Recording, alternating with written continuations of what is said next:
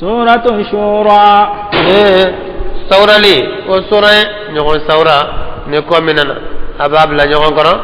كان نقول كأكل جني على وبفو نسورة إنكنا مكية مكان سورة دو وآياتها آية وجته 53 آية آية بدورو ونسبة نزلت أجينا بعد سورة فصلت سورة كوفة بسم الله سورة عندنا نني على تقوى الرحمن ألم يهينا لبولن تقية الرحيم ألم يهينا كرجلن تقية حميم عين سين قاف حميم عين سين قاف كذلك يوحي إليك على كوشكو إنلا ني مريبة چيلا کے كنيمة وإلى الذين من ني قبلك پتا مغوما ممنو كوناية الله على دبي چيلي کے العزيز الحكيم يكودو مساية له ما في السماوات وما في سيف في الأرض سنفر أولا سيف في دوكولولا أبي على دتاية أبي على كدام فيني أبي على كمارا فيني وهو العلي العظيم على كجون دينا على إنديه مسكرو تليه لدي مسباية تكاد السماوات سنفر أبي سرونيا يتفطرن نوزيكي من فوقهن دون سنفر والملائكة ملكا ويلا يسبحون بحمد ربهم ماركا تنوية ويستغفرون ولا يفضلي لمن في no الأرض yafadali ke maye no be dukulola malako be doke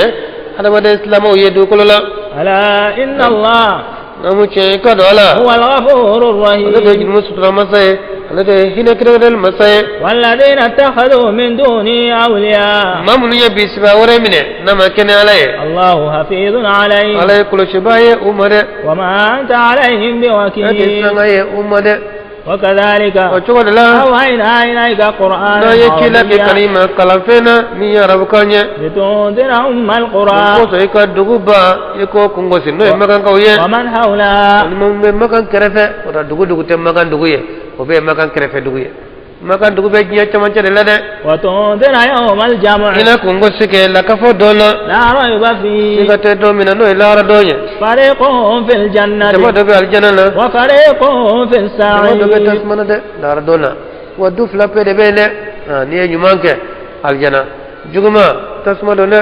ولو شاء الله nala kunya kanu لجعلهم أمة akunna pela واحدة jelenke dina kelena ولكن nga يدخل من يشاء abe في ma da رحمته kayine na mamiya ja والظالمون kujine kilawo ما لهم من ولي ولا bisbatu نصير ye deme batu ye na أم اتخذوا من دونه أولياء tare flanka fo ye bisba woro de bine na makina la والله ala هو الولي ale bisili masaye وهو يحيي ale le be الموتى safro nyina maya وهو على كل شيء ale قدير seba ye fembera jelenka وما اختلفتم فيه من شيء fego fena nyo fo nya na kamne fena فحكمه إلى o الله kiri bi katala de made ذلكم الله ani nimbara nun ke ba ya la de ne mari عليه توكلت jigi semaka وإليه ne أنيب sagi katale ala de made فاطر السماوات ala me safra damba kolo ye mi do kolo damba ka جعل لكم من أنفسكم أزواجا aye furnyanke aw ye kabaw yere la de ومن الأنعام أزواجا ka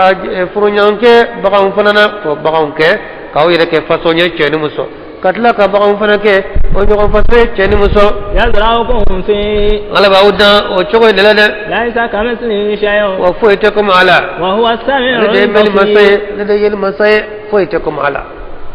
ala man kutri man kutu manka atokadi man kutu to manka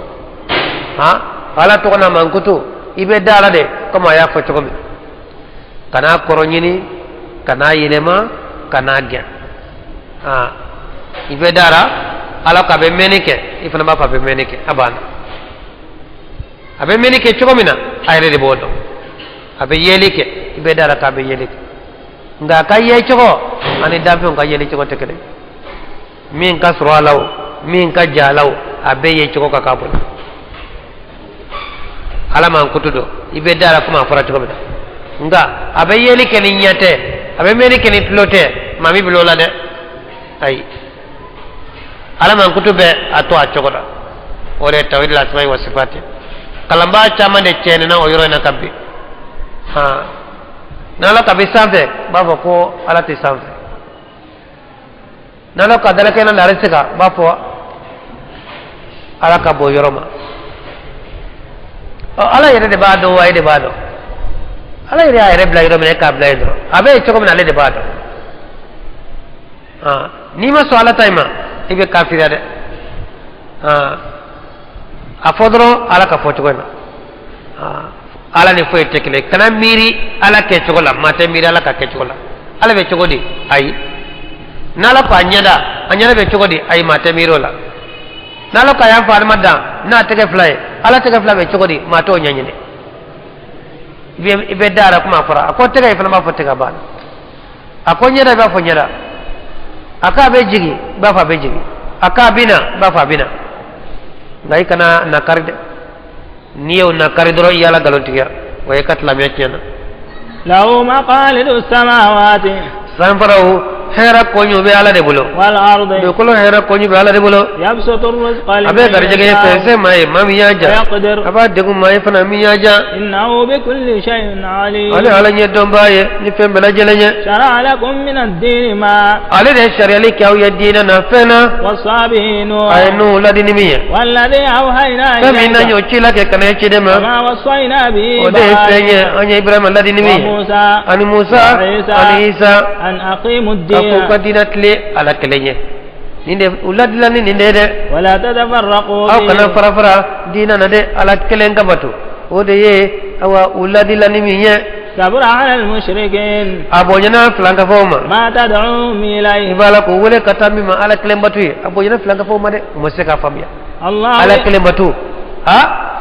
ni do ka go flanga fo hakila de kafo olu be ka fɛn fɛn wale olu k'o bɛɛ to yen k'a to ala kɛlɛ ma nin sɛbɛn kirikara caman bɛ olu bolo dɔw bɛ walisi kɔnɔ dɔw bɛ bɔn kɔnɔ dɔw dulonlen don bɔn sɛnɛkɛ la bɔn bele la dɔw yɛrɛ dulonlen don olu yɛrɛ kan na dɔw sirilen don cɛmancɛ la dɔw bɛ tugukala la dɔw bɛ npalan kɔnɔ dɔw bɛ baarakɛyɔrɔ la dɔw bɛ foro kɔnɔ ko ka nin bɛɛ to yen k'i jigi da ala kɛlɛ kan ni bonyana musirikow ma dɛ ko la maa bɛ se ka fɛn bɛɛ to ala ma cogo di n'i ma ala dɛmɛnɛw ɲini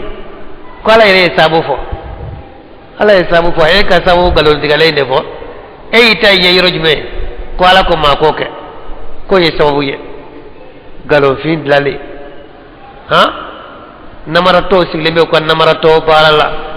olu ka dayirimɛ de b'a la o bɛ tiɲɛ fɔ wa e bɛ maa wɛrɛ ɲininka moriganaya dalu la fo morigana yɛrɛ n'i taara morigana yɛrɛ ɲininka ko yɛrɛ moriganaya ko yɛrɛ mun de b'a la moriya ye est ce que mun de b'a la mun bɛ moriya la foyi t'a la lafiya da yɛrɛ ka tɛmɛ i ka mako la foyi tɛ moriya la foyi tɛ moriya la ala yɛrɛ ko an k'a deli e ta ɲɛ ala deli de ye wa maa min tɛ moriya kɛ i bɛ moriya kiri ɲininka o de la maa min yɛrɛ bɛ moriya la ne taara moriya kiri ɲininka o la a bɛ mun f'i ye a b'a ka kiliyanw gɛn wa ale ka sɔrɔ de b'a la a ka nasɔngɔ de b'a la a ka tɔ b'a la a ka na b'a la o b'a fɔ o ma ɲi o t'a fɔ o ma ɲi dɛ a ɲɛɲini dɛ a ɲɛɲini nin fɛn fɛn filɛ nin fɛn kirikara ninnu a si tɛ mako ɲɛ a si tɛ mako ɲɛ wa n'i sara n'a kelen to i bolo i bɛ taa tasuma na i tɛ bɔ fana sɛbɛn filɛ nin ye bagan filɛ nin ye ni min nɔrɔ yen bololadɛgɛ silalama in sarakalama in n'i sara ka nin fɛn fɛn to i la jahanama dirɛti dɔ i tɛ kisi dɛ yanni saya k'i sɔrɔ a la o woro ka b'i la joona dɛ a min dogolen bɛ bon kɔnɔ bon sirɛkɛ kɔnɔ a bɛɛ ɲini min bɛ dingɛ kɔnɔ a bɛɛ ɲini i k'a bɛɛ tiɲɛ o kɛ dɛ ne tɛ n'i m'o kɛ ni saya y'a kelen sɔrɔ i bolo i tɛ kisi ciden de ko tɛ haramu tɛ mɔdigana bɛ ka a ka kɔlɛ balo ni haramu de dɛ ni dun y'o balo ni haramu ye a ka gɛlɛ n'u bɛ sira ye dɛ ka balo haramu na ka na sira ye ka kisi a ka gɛlɛn dɛ nka fɛn tɛ ala kɛ ye denw balo ni halala ye o la o bɛ halala sira ye nka n'i y'u balo ni haramu ye o ka sira ye a ka gɛlɛn dɛ nka fɛn tɛ ala kɛ ye ni kunnadiya bɛ min min farila bela ban ka tiɲɛ n'o tɛ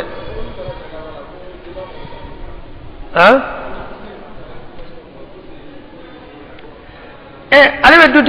dutigi bɛ denw kɔlɛ mara ni mun ye musirikiya in tɛ dɛ ciden ko den bɛɛ bɛ wolo tawhidi kan nka jɔn de b'a kɛ musiriki ye a fa jɔn b'a kɛ kafiri ye a fa ale ɲɛ yɛlɛla k'a fa tɔ mori ganaya in na ale a bɛ sira jumɛn jira a la o moriya in tɛ dɛ a tɛ dɔwɛrɛ jira a la ko ni min kɔni ye hakili sɔrɔ ka diɲɛ bon e ka minɛn ninnu ne m'o faamuya dɛ i ma o faamuya bon an bɛ diɲɛ waati min na sisan nɔ e ta in ne bɛ dɔwɛrɛ ɲɛɲini n'o tɛ ninnu sanga binnen don koyi mɔgɔ bɛ ka kunu sa koyi o la ne ta in ma ɲi wa ne m'o fɔ dɛ bɔ nka ne bɛ balo cogo wɛrɛ ɲini o kelen kelen bɛ yen o bɛ porokoto n'o tɛ faw b'u lamɔ ni musirikiya in de ye u bɛ lamɔ n'o de ye nka kelen kelen bɛ porokoto u bɛ wolo k'u fa tɔ musirikiya in na mori ganaya in na nka u bɛ dɔ wɛrɛ ɲɛɲini balo sira wɛrɛ ɲɛɲini ka diɲɛ fa ta ye kɔ u b'a dɔn ko ɲuman tɛ n'o tɛ fa y'a bila daku min na e yɛrɛ nana ta o daku in na a bɛɛ bɛ taa ɲɔgɔn sɔrɔ yen o bɛɛ bɛ taa ɲɔgɔn sɔrɔ naam n'i y'o kɛ o b'a dabila wa a b'a to a b'a dabila wa ne y'a fɔ a ye sisan ne k'a ma ko a man ɲi a tɛ sɔn k'a dabila e taara k'a minɛn ninnu ta kɔfɛ ka t'o jɛni bon o b'a to a b'a dabila wa k'a bɛ taa minɛn kuraw de ɲini a t'a dabila o i bɛ min kɛ i bɛ cɛsiri i ta ye fɔli de i b'a fɔ a ye dɛ i b'a lafaamuya bil hikma ادعو إلى سبيل ربك بالحكمة والموعظة الحسنة وجادلهم بالتي هي أحسن إبي أولدي على بردو ديما إبي تايندك ني تسرى بانا بيتي تالي جنانا كوي إتاي يفولي دي غادي ترى إيدي أكوفي كوسوي كيبي تاو جدي نا تاري سرو جني نينا يكوسرو دي na yi sɔrɔ kɔni na i kunna ja bɛɛ de i k'a ta i k'u ta ka t'u jeni a kana ye a kana dɔn fɛn kɔni t'i la nka n'i minɛ nana ka jugu dɛ n'a y'i sɔrɔ a la a ka kaatimɛ ninnu don a sɔngɔ ka ca dɛ a dɔw 20,000 kungo don a dɔw 100,000 kungo don a y'u san ni min ye a ye tɔgɔ ninnu dɔw ta shetane tɔgɔ ninnu ni jinɛ tɔgɔ ninnu mun b'a bolo a katimɛ cilen b'a bolo a bɛ to k'a kopi o de la ni maa mako b'a la a bɛ to k'o de kopi a dɔw fiɲɛ kelen a bɛ taa san 100,000 kungo de y'a dɔw ye a dɔw 20,000 kungo don e ma n'i den k'o ta ale kɔfɛ ka t'o jɛni ale nana o sɔrɔ e bolo i ka diɲɛlatigɛ kɔnɔ a b'o gɛlɛya i bolo dɛ fo n'ala y'i porokoto a la dɛ n'i kɔni bɛ se k'a la faamuya na baro sira fɛ a bɛ sigi i b'a ɲininka bon est ce que dalu jɔnjɔn bɛ moriya in yɛrɛ la kɔni fa dun t'i la dalu jɔnjɔn t'a la an bɛ fɛn kɛ ni dalu tɛ min na wa bon ne kɔni ne mɛnna kalan na ne ma dalu jɔnjɔn ɲa na dɛ e ye fɛn kalan fɔlɔ yɛrɛ wa e ma daminɛ yɛrɛ fɔlɔ n bɛ baro ta n'a ye ten dɔɔni e b'a fɛ dalu jɔnjɔn minnu b'a la a k'olu f'e ye sabu waati bɛɛ de mɔgɔw bɛ baro k'a la a bɛ ɲɔgɔn sɔsɔ n'a sera ka dalu jɔnjɔn f'i ye bon i fana bɛ se ka mɔgɔ tɔw sɔsɔ n'o ye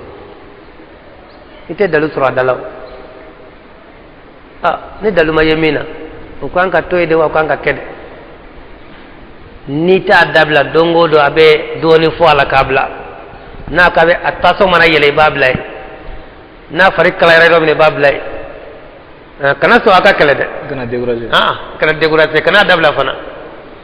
i b'a la don o don n'a yɛrɛ nana ye ɲɛ don bon a bɛ baara nin kɛ nin ye mori gana i ni bɛɛ bɛ baara kɛ ɲɔgɔn fɛ doma ke min be do eka ale ti sali yere ba kalama ti saliw doma min bina ati saliw ala jugude to ye o ne yo ki teriye do bo ayre ta do ka fo ko man tola bo duma abina mubaraka e bulo abina munde ke bulo ñima muri gana fefela ani doma do de be ñoxo fe ani bamanan jugu sali bali kafiri do ano be ñoxo fe mucira be na ci balmate bo ayre kala jere bare ko ni ma seka famiyal na tora ñogona tenno dongo da be doni fora ibe nobo ni anana ala nana fara kunanduka arebe abe kinya fiye abe tle falika abe tle faliko kale na de gona choko dola wa fo nyere la antai mayu koy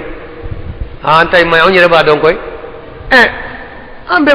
ambe mo faka ambake mafa be mo faka ambe zone deme ambe jene kelaw deme waye ko nyumay anyere ba do kan tay mayde anyan tambo choko de lala ba ko nga no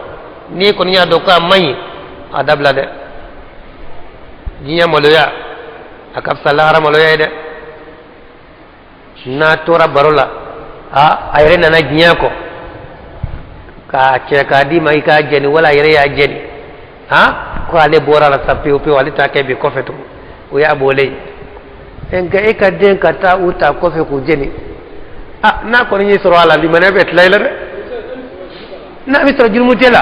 na me soro jurmu tela de nga na yi soro ko ni na la ma fare ga ka tawdi bet layla tawdi bet layla tlamodo morgana mati salo no fe o teslame yo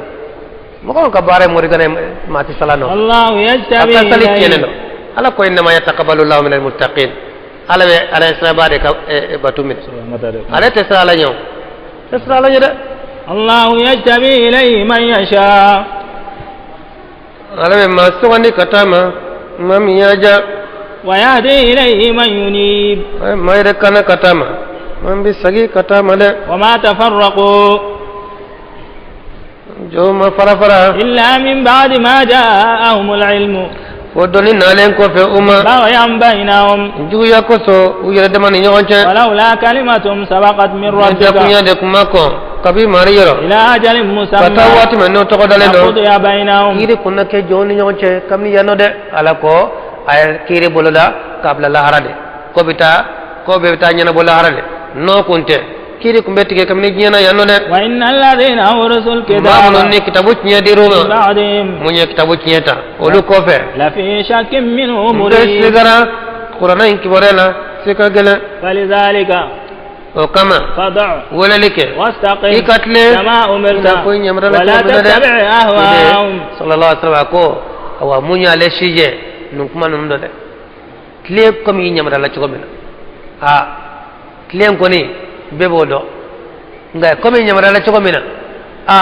ibi yere contrôler ko sobade de idu mari yere contrôler choko choko ba to defo do bela ada mari madafa woni kan kam mala strane wala tattabi' ahwaahum ikana to mo ni ndungo ko de wa qul ikafo amantu bima ne limana ni fenye bima anzala Allah ala mi jige min kitabla wa umirtu ne nyamara a'dila bainakum qatle aw ni yonche Allah ala rabbuna odi amma aw marido lana a'maluna an kabara banye aw yere kabara bawye la hujjata bainana kalute ani yonche ana uchede Allah ala yajma'u bainana odi faran kalika ni yonche masir walla banyu rabbikata ala de made walladheena yuhajjuna fillahi man be sotolike ala kola min ba'di ma stujiba lahu tem ko fe jabli kelenko ala ye hujjatum ko dallu dahidatun 'inda rabbihim abinendo aborogo yalendo umari yorola de alayhim ghadabun ko dallu abinendo wa funu de be ma fana lahum 'adabun shadid jangata buye jangata gele Allahu alladhi ala de masaye anzala al-kitaba ay kitabu jigi bil haqq kitabu jigi na ni chele de ay jafana jigi kotle ko kasma ni tle mantiye وما يدريك مبيلا دنيا لعل الساعة قريب دولا القيامة قصر سنة يستعجل بها الذين مغود بكرتو لا يؤمنون من كناية بها منتل من ناية مغون بابا كو جيا كو لانغا يرسرو ودالي نتالا نفهم بدالين بالا تافوده والذين آمنوا نمن لمن را يشفقون منها والإسلام بويه لا رنيه ويعلمون أن الحق القرآن كو أو لا رنيه نيدنا ألا نموتيه إن الذين يمارون في الساعة نمن بسكا لا رجولا لفي ضلال بعيد والله بفللا في الميروكا جاتيما الله ألا لطيف هنا بعباده كلمة مثلا كجونيه يرزق من أبي ما يشاء درجة ما مياجا وهو القوي العزيز مساسمان تليه لدي سمسايا من كان يريد حرث الآخرة نمان بالله را سنفين يني نزر له في من أرضه بجيري كاي لا را سنفين نيكو بالله را ديني وعلى بالله را دي مدى ومن كان يريد حرث الدنيا ما ميجي سنفين دفنا يني نؤتيه من منها بدو دي مدى جيه كنت تسرع نيا تسرع بدو كني سرع لا وما له في الآخرة من نصيب كفرت نيروتا يلهرنا أم لهم شركاء ترجونيا دبوليه شرعوا لهم من نولي الدنيا شرليك يديننا لم يأذن به الله alama jeni mi yede yalla nyema wolo de bolu bolowa mu yede beka awa tabulo kuro dla uye sharia tabulo bebo ala de bolo de ala de be sharia tigi ba tigi ide de sharia tigi de ada made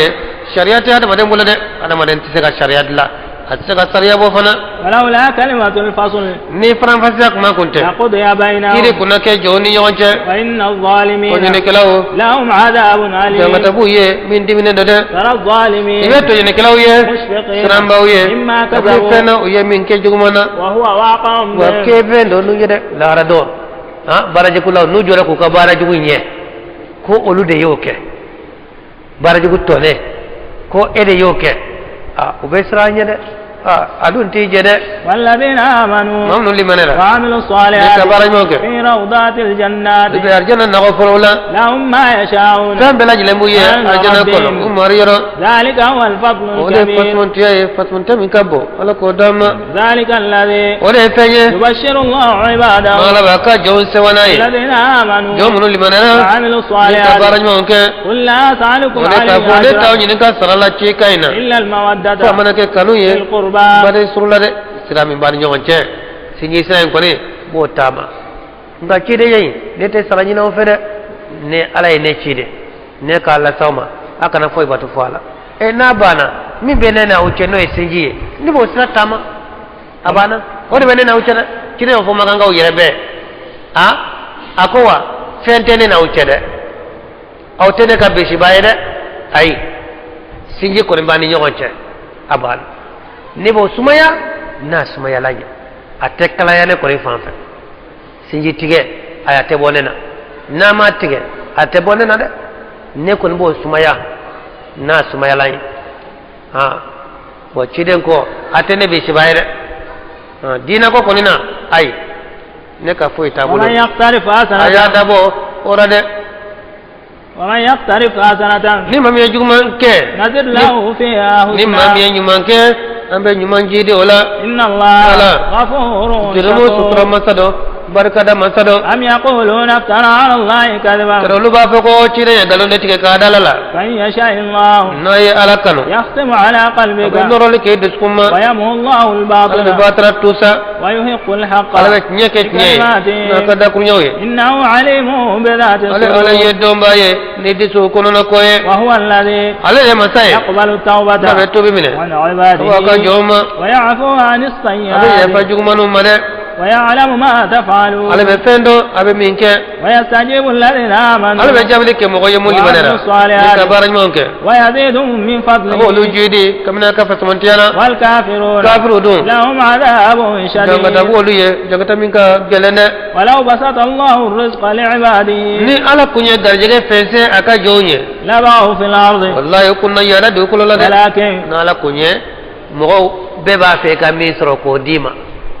mo ko kunte ku yanno o kumbe yara de ha be ba fe ka ke miliyari tigi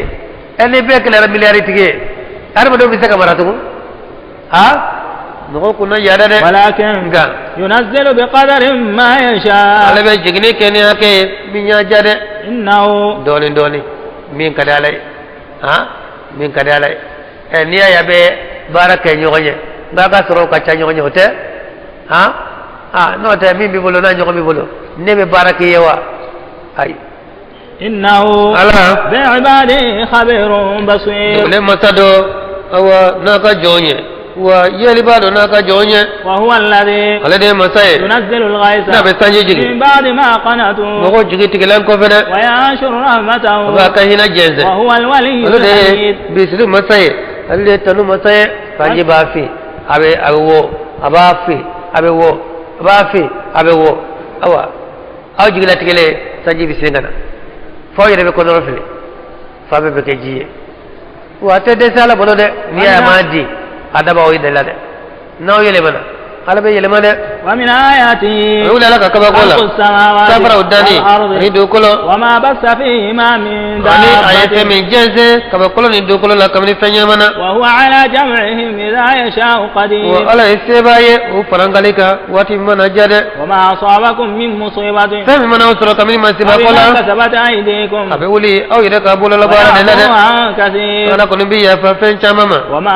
antum bimu'jizina fil ard aw ma ke kenye baye dokolo latta kala dande wa ma lakum min dunillahi min wali bisiba yere tawye na makina wala de memba taala na makina wala wa min ayatihi aljawari be wuli ala ka ko latta makina nunu fil bahri bakkono ko kurumbaw batombaw mum be boli jika kal a'la do be ko be kulubade de niye batondo jo turle jikono iba fo ne fle kuludo de jikono de ha so ma fe ni tarajo ko jidala nyame boto na tola ko jikono iba yoro jana da fa ko ne fle kuludo turle nye ko jikono ya kato kuluteda kurundo batondo wula fe ni nana iba to asira dangana ado be kalo ke kajo be ka ka doni jigi atiba ala ko na yanja yuskinu riha ambe finya mine fa yadhalla rawakira al-abari tabatibaye ba inkade be tabati utita yorose e folo kurun kumbe boli ne finya de be yiri do ndew jo mamina ni finya be tat lebi fe lebi kurun be wuli ni finya be ta koron be watimina koron kurun be wuli boni kuru bele banunu u fale minan na ne harema dew mo teretala u be sigi ji ka dro fiye bitana e ni fiye jora bijo ni fiye wuli la bita ni fiye jora bijo ha ala ko na jarale abisi na fiye mi dro ijo ajo le beto jikate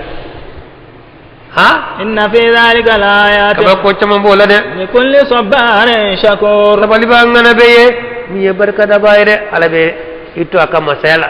ka fiye la tlina uye ha abita fo kilo joli abo boli jika aw yo ala ibe ine de aw yo gafonna wala nu halaki fana ya kasabu ni fe sabu ye jumo min ke kathirin wa ya'fu an kathirin alabi yafa fen chama bale abe fen jugu chaman ke alala ngalabi yafa chama alladina mogo na do yujadiluna fi ayatina ala anka kaba kola ma lahum min mahis ka fokisitu yada وما أوتيتم من شيء فين وديرا وما كمان فينا متاع الحياة الدنيا وما عند الله ومن بالا يرى خير وأبقى للذين آمنوا وعلى ربهم يتوكلون والذين يجتنبون كبائر الإثم والفواحش وإذا ما غضبوا هم يغفرون awa alaka jojmon jogoyde korana jogode ni ko ciden jogode ni de alni ya lafuno ata tajuru saraila ne jugman kala ata tajuru sara ciden madale ka tajuru sara dongele ne ciden ko ni funune ya ala de alaka horma ko de farata note ciden yere ate funu ayere de ali dongele walladina stajabu ni ala ko ni tinya nyana ibado ka fini che ñoko to min ko ko gelede ate musala do rade والذين استجابوا لربهم مولى جابلي كو ماريه واقاموا الصلاه وامرهم شورى بينهم ko ko ñay sawray woni ñoko sawra retlamo ka awa cogoy ni ko ko menana akana jomana de ay sigi ay bela sigi aka sawra like beki ka hakla fo ora ni ñamo ko yemin tawra ora barake na ko de nga na kera ni ko mi na doro ñamo ko tanode ko mi na doro ñamo ko tanode ana cena jobulu acana ñogo de bola de hadama de ñe tlale do kata tlajiro saba doy hadama de dafale doy hadama de tlanje doy hadama de fuye hadama de dafale joñe mami ka hakilaw kañ wayte foyke fi ka mo sawra ba ka care ka ko be sawaba ma yire ka hakila kañi ite fenke ni ma mo sawra e ka fe ko be biñe o hadama de dafale de o hadama de tlanje joñe ya hakila kañi ite mo sawra ika ko betla abetlandi tawe ka hakila bet kañi do biñe do becce wala e ka hakila mayin kay be mo sawra o fana hadama de tlanje de do be ñe do be ci tawi mo ko sawra fe lo bibla sara ka so may ak lañ manta o hadama dem fu ye joñe mami e ka hakla may te mo sawra ko mani go si kuna do bi singa ke o ka ko be ci ni de hadama dem fu ye o ci de ku ma dafalende ci de ira ka hakla o ka kanyi ni man kisama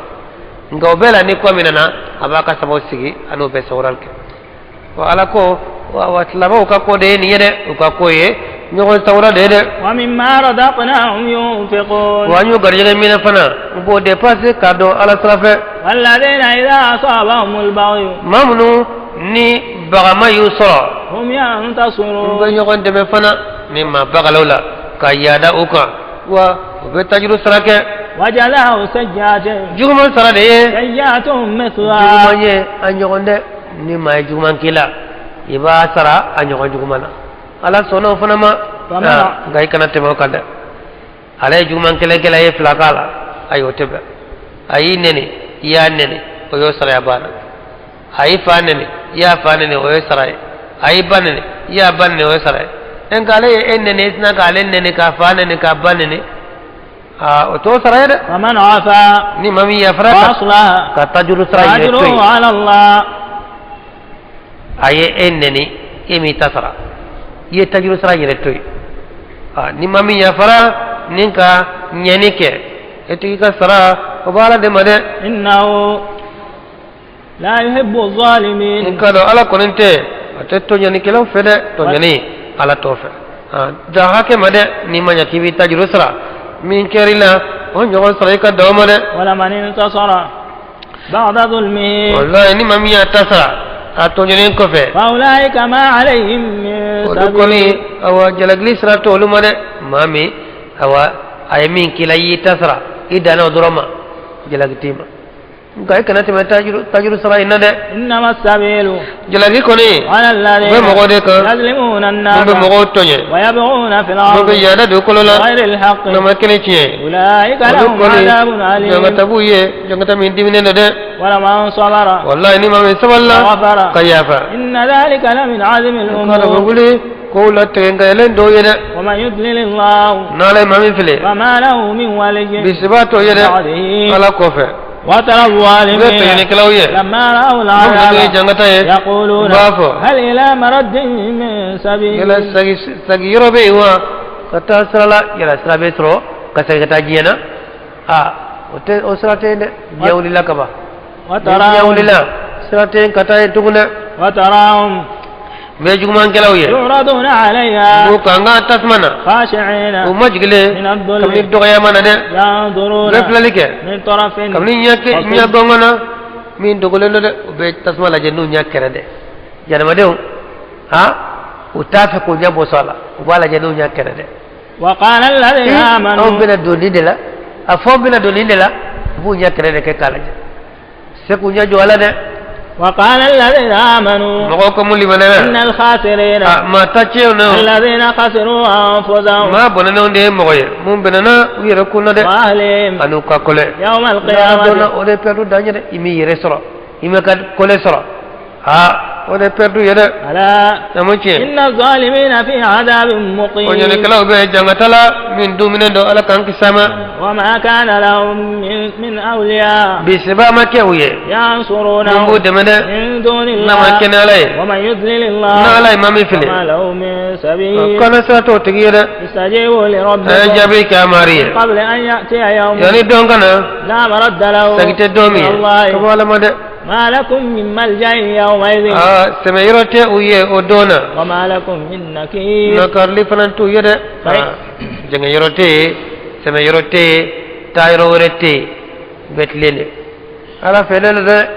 فإن أعرضوا نيوكانا وما أرسلناك عليهم حفيظا أميكي كل شبايا أمنا إن عليك فويتما إلا البلاغ والله سلي وإنا إذا أذقنا الإنسان على تايكا تشيدوچي تشيدون تايكا على سريد وإنا إذا أذقنا الإنسان على كون أو عليه هذا مدنين نene كبانيرو لا هيننا فرها بها أبي سوانا إيه ناي هذا مدنين كم أكنه ماني كاكسرو باتوي كافين كمان داما أبي سوانا إيه وإن تصبهم سيئات بنجوم يسرا بما قدمت أيديهم يربوله مين كنا فإن الإنسان كفور أبي كيف تسرين عليه لله ملك السماوات والأرض سافر مرابي على ده يقول مرابي على ده يخلق ما يشاء على بفندا من مناجر يهب لمن يشاء إناثا أبي ده مسلمون دي مامي يجا أبي ده بيك مسوية إن فلوتو نبي لا يلوتو على ده بيك كنيا مسوية ويهب لمن يشاء الذكور أبدا كماندي ما فنما ما مياجا نفون نبي الله إبراهيم على الدوم بيكون يشيء أو يزوجهم ذكرانا وإناثا ولا نو يغمي كمو أني مسلمو أنو دي دو فنما نفوشي محمد صلى الله عليه وسلم دي كمو كمالي بلو أني دي مسلمو ويجعل من يشاء عقيما وعلى ربي ما كي كوناي كاكي ولو بريه نفو نبي الله زكريا نبي الله يايا ما دنسرو ده ما فرو يركه ما تك دنسرو وعلى كتلالي چوكو ده ni iyereye groupe mina ikado moko kumbete ala kachidewna ala kannamona mun kafsaye denso baleya wote ko jugu yede ika ini yero de yori ala kachidew ndo temena luma densro uma chemansro uma musumansro oneta bekra musoye kana joana de مغتا كرا مسويه من كف سيد إنه على عليم قدير دوني مسلو سي مسلو وما كان لبشر أما كان فرقلو تيجي أن يكلمه الله على كوكما نيا إلا وحيا فوشي كان دي على مدي على نيكا كما أي فوشي كان نابودي ودي ماما كان ديما أو من وراء حجاب ولا سترا كوفي إنا فايمي نيون كي أو موسى بدوكلو لا يانو أنا على بكاكما سترا بيوني نيون كي wala yimi ñoo ke ci reñere sallallahu alaihi wasallam ci den tara fokka bakalo worom la sana ana la kumana gamala yede sutura bu ni ñoo ci aw yursila rasulan wala ka ci den ci fayuhiya biizni wala ci la ke na la ka nyeye mi mana la ja innahu aliyyun hakim wala ala nyema sakoro talende kodo masado wakadhalika chogorela awhayna ilayka na ye ci la ke e fanana ci kana min amrina kamna ka nyamarula ma kunta tadri mal kitab ci den kuma ke kibe sebenindo de ite kitabu kando ite sebenindo ite limania do ولكن جعلناه نورا أي قرآن كن نوري نهدي به من كان من أنجا من عبادنا جونا وإنك والله إيشيد محمد تهدي إلى صراط مستقيم إذا كان لك كتاسرما ناتلين نود نكنا يه جرالي ده بفونما هداية دلالة كان يفلاي هداية توفيقي على دبوك هداية دلالة cido boke namam boke kalamo boke oye kasra jirila de ni de kanyi nenke ni may nin toy oye kasra jirila ala be no de yanno no tante menaka kofe innaka la tahdi man ahbabta walakin allah yahdi man yasha e cidete ma kana mamin kadi ala de be ma kana mami yaja o kana juma o duskun kana ni kalimane do duskuna ha o te cide bolo de o te kalamba bolo o be ala de bolo note ni o kuma cide mulo akma fa jiye be kakana afani cine abi talibi akonte so akasa lanka fela ngado sukun kana o wala debul nala mamin kana e kanala ngasira jirali o kana o be cide mulo o be don baw mulo kasra jira ni de kanya ke ni manyi nin toy awa cide kambe ala kambe o de mayanno ako wallahi cide be ka kana like kata srama na tlelene de ila srat tlelene de jira mogora na jala mamiye o kata fe na maja mamiye re ikata fe de o de nyeye suratul lahi ha o be kele ka mo bla sra ka kana sira jira la i b'o de kɛ adamaden bɛ se k'o kɛ nka dusukun kanani o b'ala yɛrɛ de bolo dɛ suratullahi awɔ sira tile bɛ kanani kɛ ka taa sira ma n'a tilenlen don ala ka sira ala min lahu ma bis samawati wa ma fil ardi fɛn fɛn bɛ sanfaraw la a bɛɛ bɛ ale de fɛn bɛɛ dugukolo la a bɛɛ bɛ ale de ye dɛ ala ila allahi tasirul umur ko ɲɛw kɔni bɛ laban ka taa ala de ma dɛ